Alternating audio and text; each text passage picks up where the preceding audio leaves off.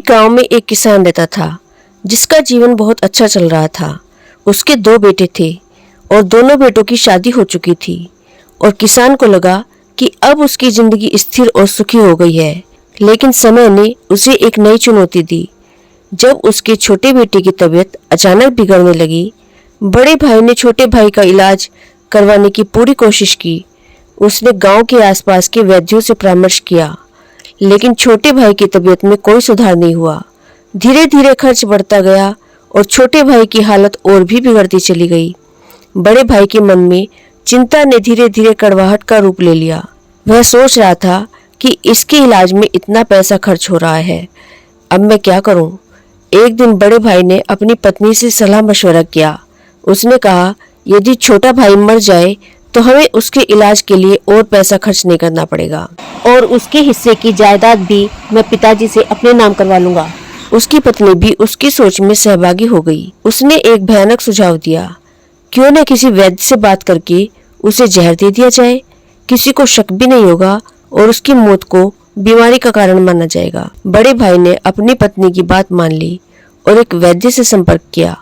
उसने वैद्य से कहा, जो भी तुम्हारी फीस होगी मैं देने के लिए तैयार हूँ, बस मेरे छोटे भाई को ऐसा जहर दे दो जिससे उसकी मृत्यु हो जाए।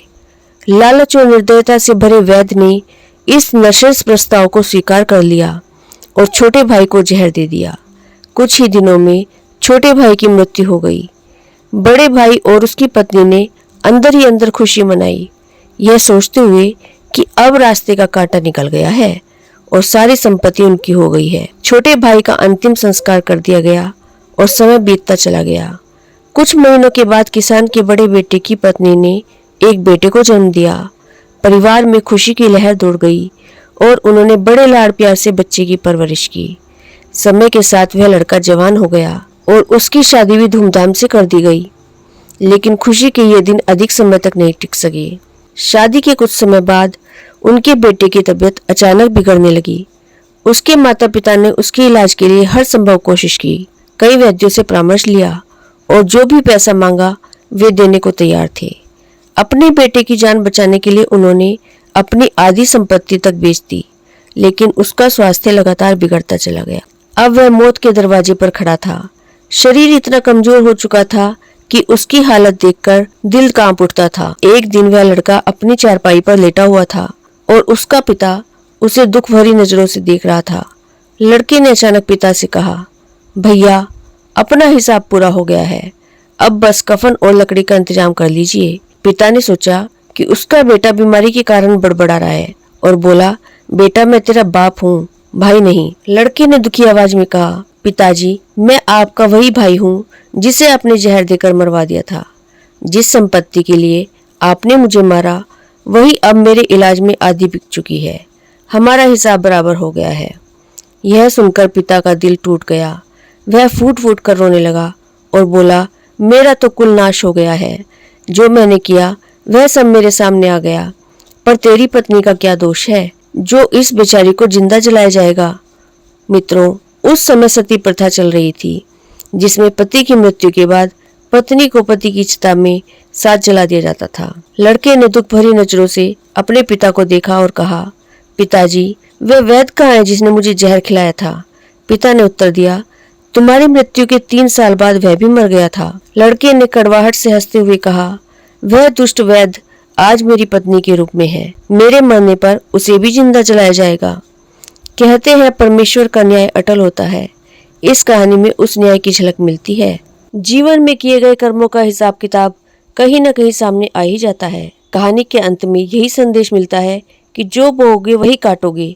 जीवन में सच्चाई और ईमानदारी से जीना ही सबसे बड़ा धर्म है। मित्रों, जिस तरह से बुराई पलटकर वापस आती है, अच्छाई भी पलट पलट कर वापस आती है। यदि आप अपने जीवन में कोई अच्छा काम करेंगे तो उसका फल बढ़ चढ़कर जरूर मिलेगा। फल मिलने में देर हो सकती है, लेकिन परमेश्वर का न्याय अटल है।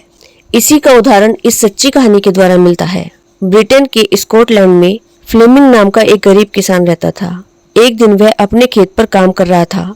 अचानक पास में से किसी के चीखने की आवाज सुनाई पड़ी। किसान ने अपना साजो सामान व औजार फेंका और तेजी से आवाज की तरफ लपका। आवाज की दिशा में जाने पर उसने देखा कि एक बच्चा दलदल में डूब रहा था। वह बालक कमर तक कीचड़ से फंसा हुआ था। बाहर निकलने के लिए वह संघर्ष कर रहा था। वह डर के मारे बुरी तरह कांप रहा था और चिल्ला रहा था। किसान ने आनंद फानन में लंबी टहनी ढूंढी। अपनी जान पर खेलकर उस टहनी के सारे बच्चे को बाहर निकाला। अगले दिन उस किसान की छोटी सी झोपड़ी के सामने एक शानदार गाड़ी आकर खड़ी हुई। उसमें से कीमती वस्त्र पहने हुए एक सज्जन उतरे। उन्होंने किसान को अपना परिचय देते हुए कहा, मैं उस बालक का पिता हूँ जिसे तुमने बचाया था और मेरा नाम रेडोल्फ चर्चिल है। फिर उस अमीर रेडोल्फ चर्चिल ने कहा कि वह इस एहसान का बदला चुकाने आए हैं। फ्लेमिंग नामक उस किसान ने उन सज्जन के ऑफर को ठुकरा दिया। उसने कहा, मैंने जो कुछ किया उसके बदले में मैं कोई पैसा नहीं लूंगा। किसी को बचाना मेरा कर्तव्य है, मानवता है, इंसानियत है और उस मानवता और इंसानियत का कोई मोल नहीं होता।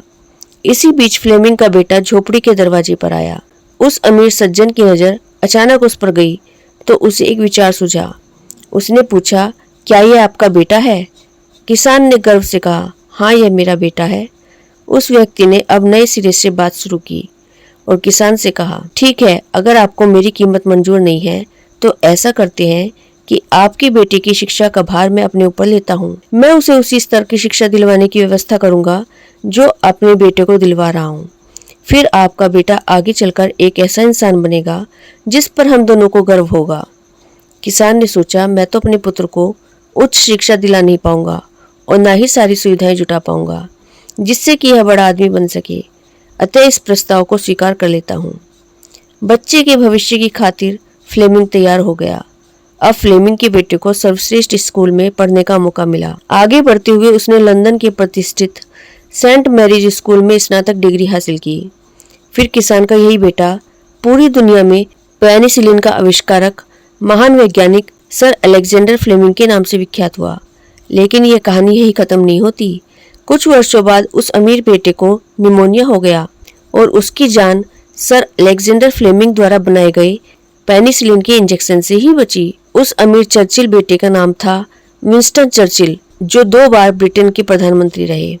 है न आश्चर्यजनक संजोग? इसीलिए ही कहते हैं कि व्यक्ति को हमेशा अच्छे कर्म करते रहना चाहिए, क्योंकि आपका किया हुआ काम आखिरकार लौटकर आपके पास ही आता है।